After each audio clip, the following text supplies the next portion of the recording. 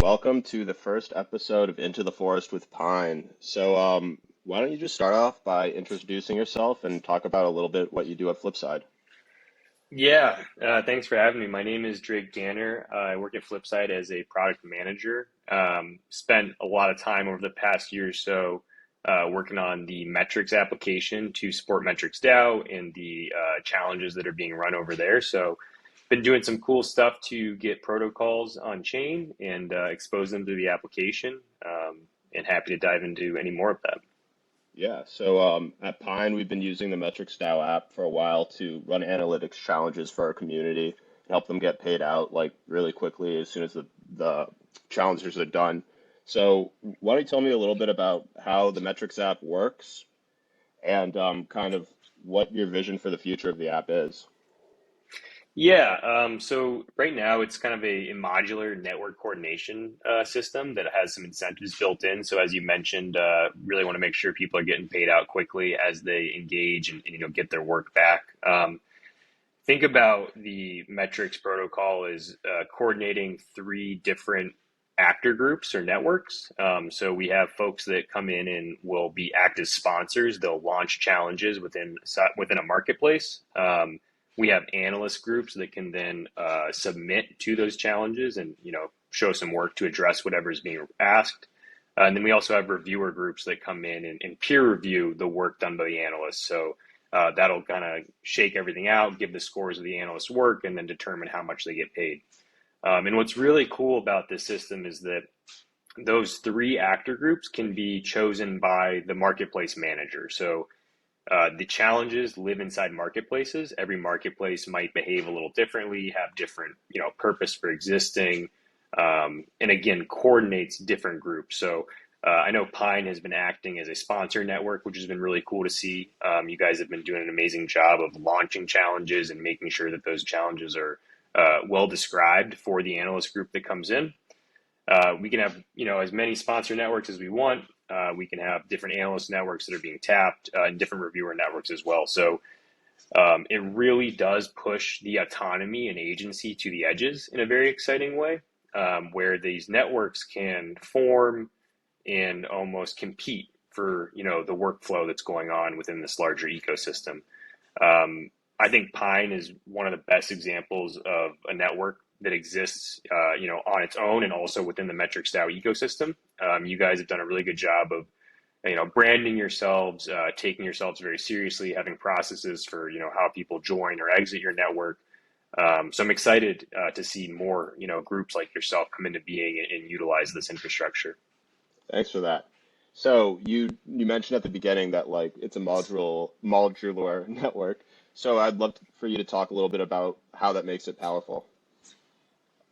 Yeah, I think when we look at like work coordination between groups, it can be easy for people to just throw things over a wall and assume that someone's going to catch them. But in reality, if you want to have good coordination between different groups of people, it's important that you know where you're throwing that over the wall to.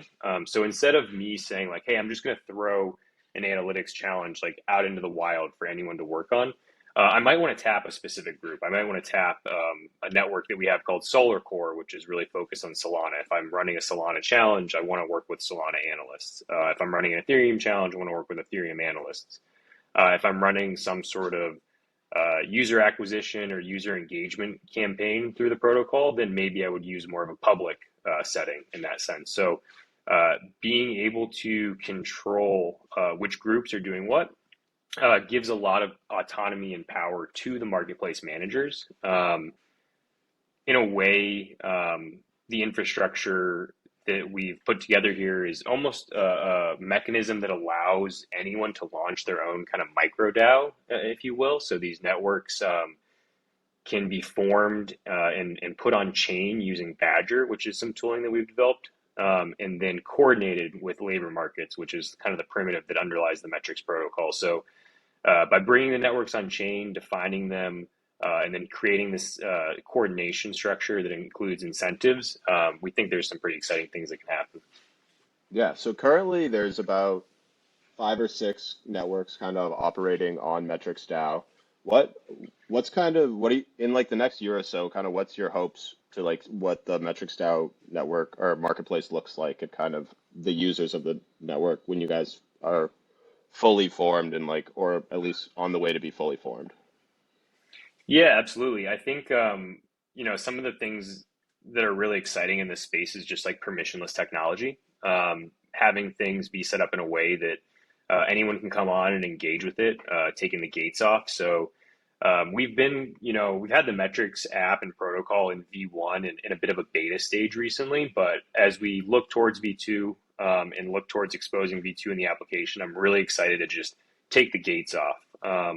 I'd love to see, tens, if not hundreds of networks forming for different purposes over time. I'd also like to see the primitive and the app used for things beyond analytics. I think that running analytics processes is something that we're familiar with, kind of a tip of the spear, if you will, for this concept. But over time, I could envision, a variety of different work requests or, coordination activities going on using this software, which is pretty exciting. Awesome. So you talked a little bit earlier about Badger, so I wanted to dig a little bit deeper into that. So at Pine, we use Badger to mark the kind of participation of members in our community and then the different achievements they've like made. So I kind of want you to talk a little bit about what's going on with Badger and how that plays into the Metrics Down marketplace. Yeah, Badger was a tool that I'd say we kind of stumbled upon when we were trying to solve some problems early on in Metrics Dao. There's a ton of different, really exciting DAO tools in the space that utilize token gating. Some, clearer or maybe more well-known ones would just include like Snapshot. Like just you can set up a snapshot space for a token. Token holders can then vote on things. Um, but as we're in the initial stages of building out our network inside of Metrics DAO and our organization, um, we didn't really have a good way to issue tokens to people for the purposes of utilizing the ecosystem of tooling. Um, a lot of a lot of token networks in crypto are very bottom up. So if you think about like an NFT mint or even just an NFT collection, people are buying and selling their way in and out of that community. Similar with fungible token networks.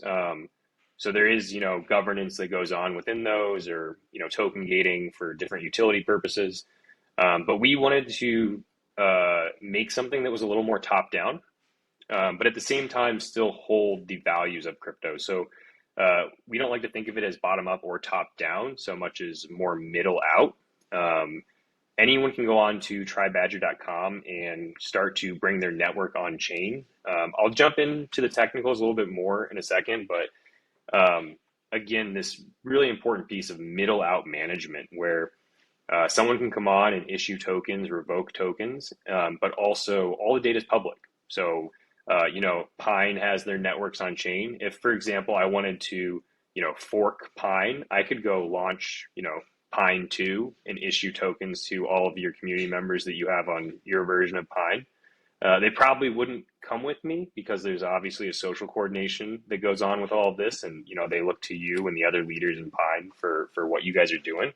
But the data transparency, along with the admin functionality, was something that felt really important to us.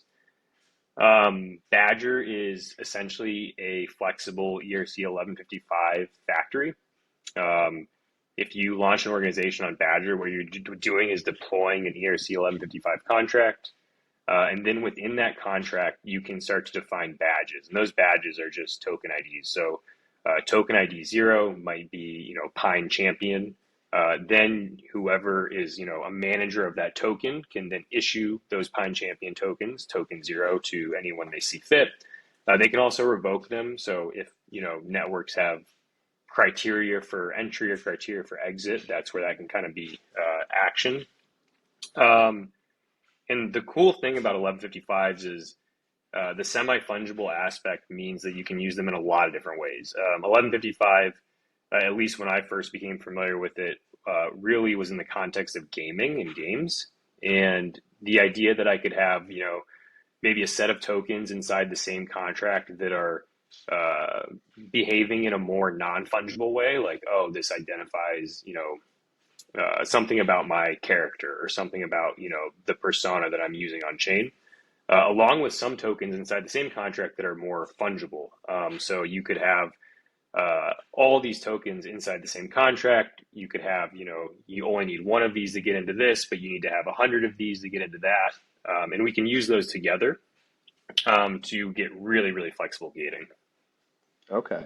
So at Pine, we've been using them to like kind of see how people have been contributing to the community and different achievements they have.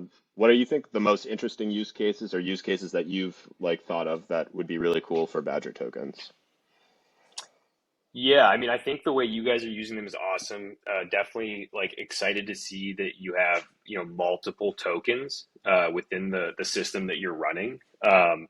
We've also done some stuff at Metrics Dao with a token called R metric, where we were kind of like auto minting and auto burning based on user actions. There's also a bunch of different ways. I've got some Python scripts I've messed around with and I've thought about automating where you could really just be like issuing tokens to people based on their on-chain activity automatically or revoking them based on their on-chain activity automatically.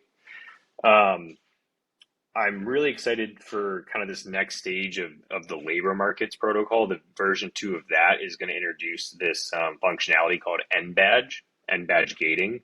Um, Again, the token gating that we see in the space right now, like some of it's off chain, like they're checking on chain data to gate off chain things. But we've really leaned into on chain token gating, which means that uh, we will set up functions on the smart contracts that can only be called if you hold certain tokens. Um, right now, that's I'd say like pretty simple in terms of like if you have this token, you can call this function. With NBadge, it can get pretty complicated. And we could say that, you need to have 3 of these 5 tokens to be able to call this function, or one of these 2 tokens. So you can kind of enter into some and or logic to say that maybe I want someone that is a Metrics DAO contributor, has a Metrics DAO contributor badge, and is also a Pine champion. And they have to meet both of those criteria to be able to call this function on chain. Or I could say they need to meet one or the other. So there's a lot of optionality there. And again, I think really looking to push like the agency to the edges and to just create the infrastructure that allows people to spin up their organizations, coordinate those organizations, and then figure out like how they want to put them in conversation with each other. Awesome. Yeah. So let's zoom out a little bit and kind of talk about more crypto as a whole. You have kind of a unique perspective working with some of the new apps that are not necessarily like monetary based. So what sort of things are you kind of excited for in like crypto in the next year or so that like are more like application based other than kind of the projects you're directly working on? Yeah, I definitely have found more excitement in crypto in the non-financial spaces. I think DeFi is amazing, super cool. I think it's a great, set of primitives for anyone that's in the space to become familiar with. But I'm definitely, have found more enjoyment in some of the people coordination stuff. A lot of this is in, the DAO tooling space, DAO launching space, DAO management space, but um, different ways to, write data on chain as well. That's kind of what my background is in, is like on chain data analysis. So um, being able to have different mechanisms to write data on chain and to coordinate people to bring about outcomes is super exciting to me. Um, no specific projects that come to mind that I want to share right now, but I'd say that um, the on chain gating space still remains very interesting to me. I know that's somewhere that we're playing. There's other people playing in that space as well. I think too that um, the beauty of crypto comes with the composability and the standardization. So there's space for a lot of different products that kind of do the same thing to live together and be used plug and play as needed. And that's something that we've tried to lean into as well with the stuff that we are working on. So, you know, labor markets and Badger work really well together, but labor markets will actually work really well with any ERC 1155. So we're, excited to see other people bring networking infrastructure on chain, and maybe even to do some more projects in that space as well. Awesome. Well, thanks for coming on our first episode of Into the Forest with Pine. It's been great having you on, and we learned a lot. Awesome. Thanks for having me, Jack.